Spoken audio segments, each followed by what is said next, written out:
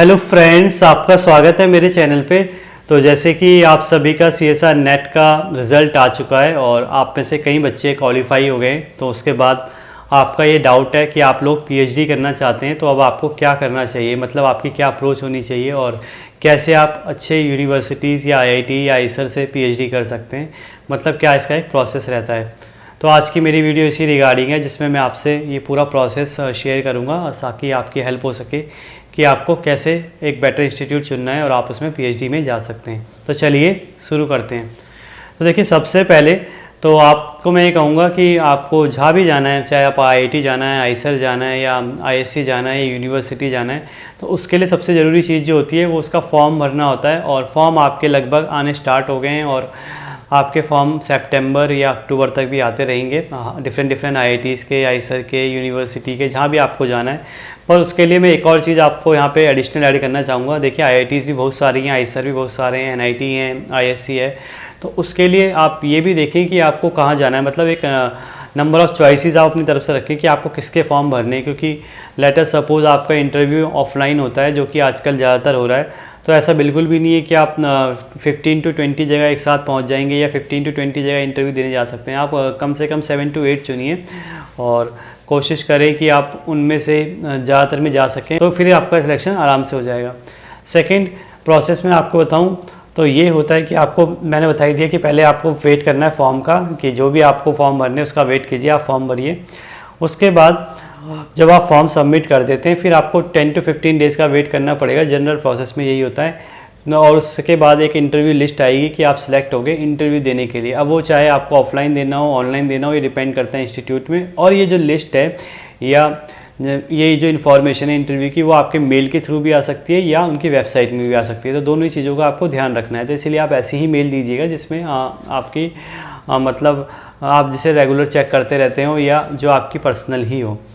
Third, मैं आपसे कहूँगा इंटरव्यू के बाद क्या होता है, जब आप इंटरव्यू के आ जाएगा लेटर, तो आप इंटरव्यू देंगे और इंटरव्यू जब आप देंगे तो उसके बाद फिर दोबारा आपको 10 to 15 डेज़ वेट करना पड़ेगा रिज़ल्ट के लिए। तो जनरल केस में 15 डेज़ में आ जाता है हर इंस्टीट्यूट का। और ये भी ऐसा होता है, या तो पर्सनली रिज़ल्ट आ जाता है मेल पे या लिस्ट लगती है। तो दोनों ही केस में आपकी सेफ्टी में यही होगा कि आप अपनी मेल अच्छे से मतलब अपनी पर्सनल एक मेल बना लीजिए जिसमें ये सब चीज़ें आती हों, ताकि आगे भी आपके काम आए। और नहीं तो आप उनसे भी पूछ सकते हैं, अगर 15 to 20 डेज़ के बाद अगर भी रिज़ल्ट नहीं आता तो आप उन्हें भी मेल कर सकते हैं। अब देखिए, इसमें सबसे ज़रूरी बात ये भी है कि ये प्रोसेस जो है पूरा अपने आप में आपका कम से कम किसी एक इंस्टीट्यूट में एडमिशन लेने के लिए आपको 45 डेज़ तो मिनिमम लग जाएंगे। तो इसमें आप सबसे अच्छा ये कर सकते हैं, इनिशियल जो आपके 15 to 20 डेज़ होते हैं, जब तक आपका इंटरव्यू लेटर नहीं आता, आप फॉर्म भरते हैं, या 30 डेज़ जो होते हैं, उसमें आप कम से कम तैयारी कर लीजिए इंटरव्यू की। अब इंटरव्यू की तैयारी का मतलब है, एक तो आप ये चुन लीजिए कम से कम कि आपको किस एरिया में रिसर्च करनी है। लाइक लेटर सपोज वो फिजिकल केमिस्ट्री है, इनऑर्गेनिक केमिस्ट्री, ऑर्गेनिक केमिस्ट्री है, उसे आप चुन लीजिए। अपने सीनियर से बात कीजिए, अगर आपको आइडिया नहीं है अपने प्रोफेसर से बात कीजिए, या थोड़ा बहुत आप लिंक्डइन में देखिए, यूट्यूब में देखिए या गूगल में देखिए किस टाइप की रिसर्च हो रही है और क्या आपका इंटरेस्ट है। सेकेंड, आप जो भी टॉपिक तैयार करना चाह रहे हैं उस टॉपिक के बारे में आप अच्छे से पढ़ लीजिए। कम से कम 2 से 3 टॉपिक आप तैयार रखिए और हो सके तो उन्हें बुक से पढ़िए तो ज़्यादा बेटर रहेगा। थर्ड पॉइंट है, देखिए इंस्टीट्यूट भी आपको चुनना है। इंस्टीट्यूट भी आप ज़रूर देख लीजिए किस इंस्टीट्यूट में आप जाना चाहते हैं और कौन सी लैब वहाँ पे बेटर है, मतलब जिस लैब में आप PhD करना चाहते हैं उसके बारे में आपको जानना ज़रूरी है। फोर्थ, लैब हमेशा रिसर्च से ही रिलेटेड होती है, तो अपनी रिसर्च की लैब को देखिएगा और साथ में ये भी देखिएगा कि आपकी प्रेफरेंस किस इंस्टीट्यूट में हो सकती है। तो उस हिसाब से आप एक प्रेफरेंस ऑर्डर भी अपना बना सकते हैं कि हाँ, मुझे अगर यहाँ मिल जाएगा पहले तो मैं यहाँ जाने की कोशिश करूँगा। तो ये चीज़ें आपको मतलब ड्यूरिंग इंटरव्यू प्रोसेस करनी है, जब तक आप फॉर्म भरते हैं और जब तक आप इंटरव्यू देते हैं, तो ये चीज़ें आपके पास पहले से ही क्लियरिटी होनी चाहिए। तो मुझे लगता है ये आपको बहुत हेल्प देगी।